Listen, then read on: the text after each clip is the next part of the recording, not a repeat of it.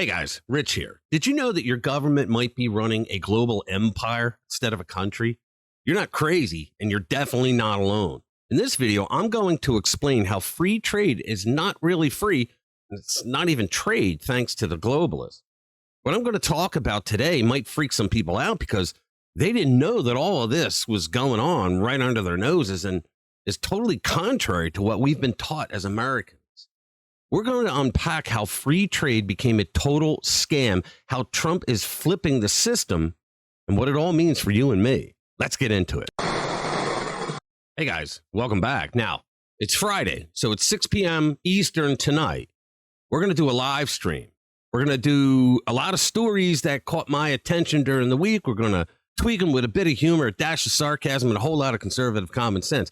And we're going to have a blast doing it. Join us tonight, 6 p.m. Eastern. You'll have a good time. All right, now, tell me if this sounds familiar.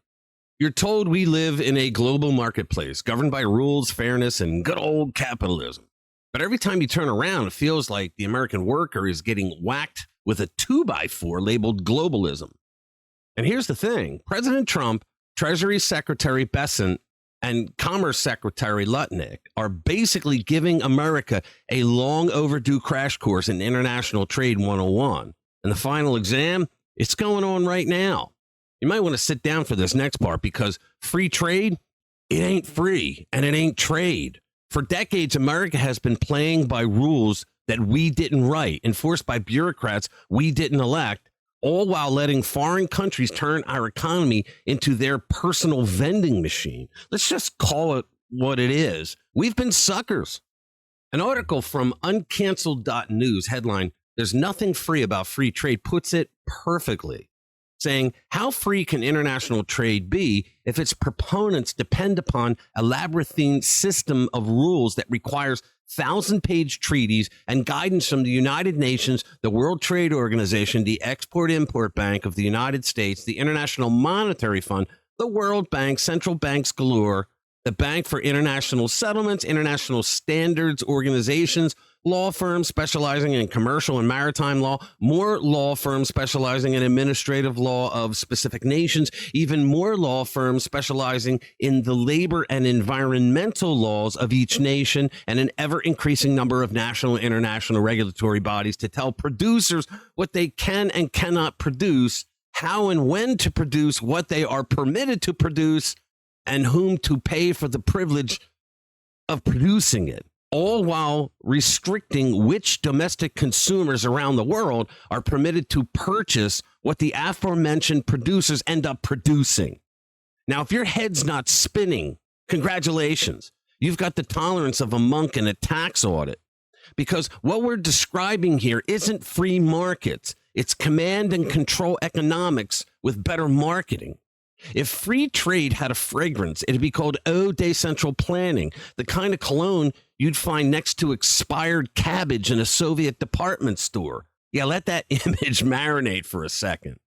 For a long time, our left-wingers and establishment rhinos felt that we had to give other countries the upper hand in trade because they felt guilty that even our poor people mostly have a house, a television, a washer and dryer, and a cell phone.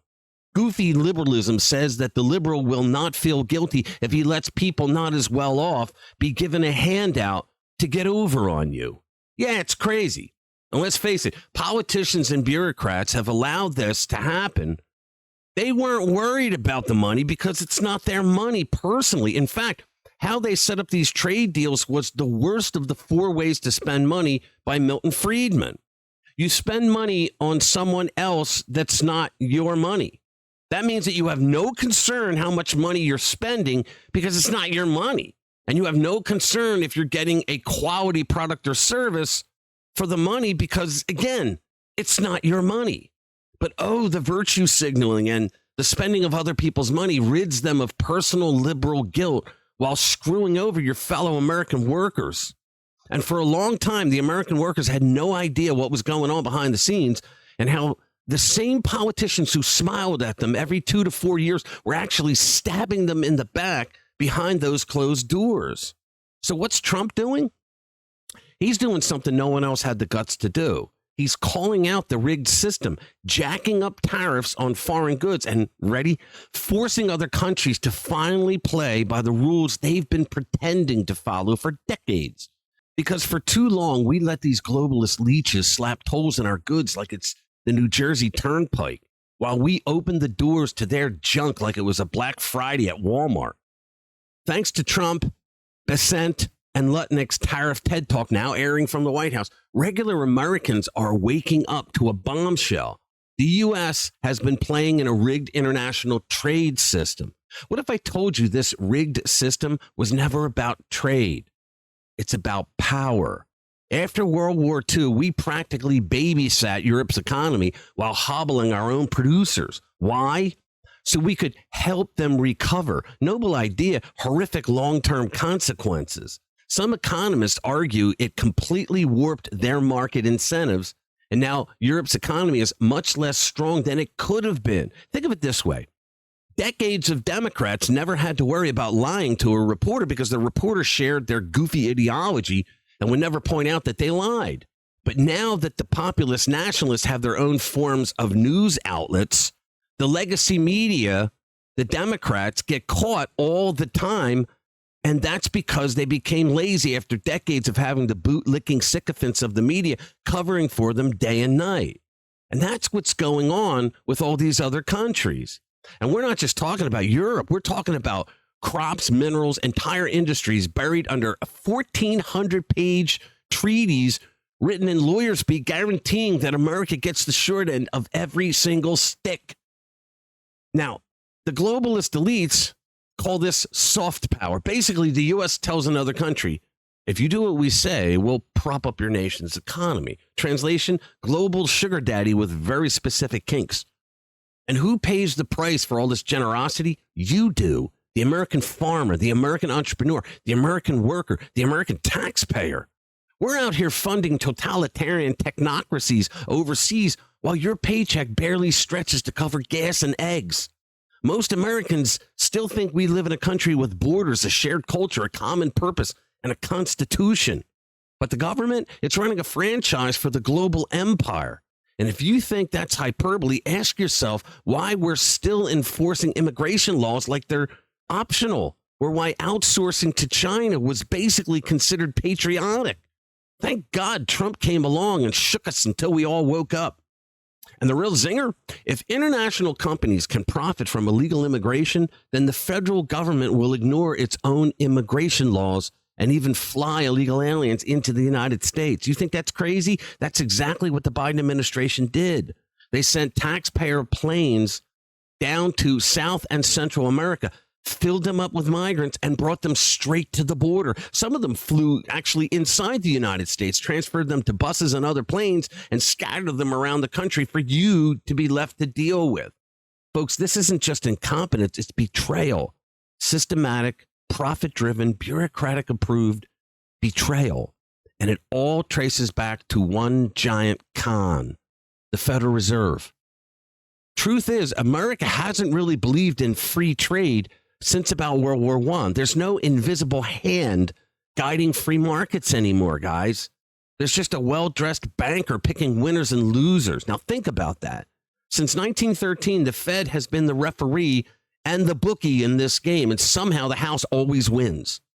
Before the Fed, Americans had gold-backed money, low taxes, strong families, and social mobility. Now, our dollars, they're monopoly money. The banks own your house. You're paying taxes just to exist, and younger generations are less well off than their parents. And the globalists, they call this progress. But don't worry, there's a silver lining. President Trump's tariff policy is only the beginning. He is setting the stage for the end of the income tax, the IRS, and the Federal Reserve. This isn't just policy, guys. It's revolution. The lecture is over, but the uprising is just getting started. And don't think that the rest of the actors in the world believed that they were the bad guys here who took advantage of us for decades. Every single one of them knew, as easily as it is to read a trade report, they knew they were ripping us off. Just take a look here at the president of the European Commission, Ursula von der Leyen, and how she reacted to Trump's tariffs as if she and the rest of the world are the victims. Give it a watch. Good morning.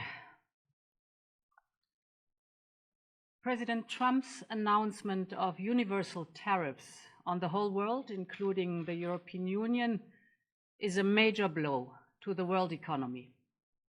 I deeply regret this choice.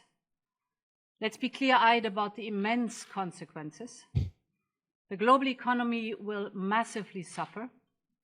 Uncertainty will spiral and trigger the rise of further protectionism.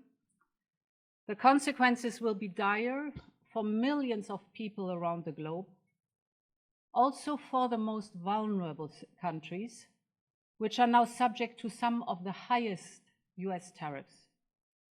The opposite of what we wanted to achieve. Did you hear that crap? She played all the liberal talking points, didn't she? How Trump is going to cause harm to the world's economy. She mentions there will be immense consequences. How the less fortunate are going to suffer more. I mean, she sounded like Rachel Maddow, didn't she?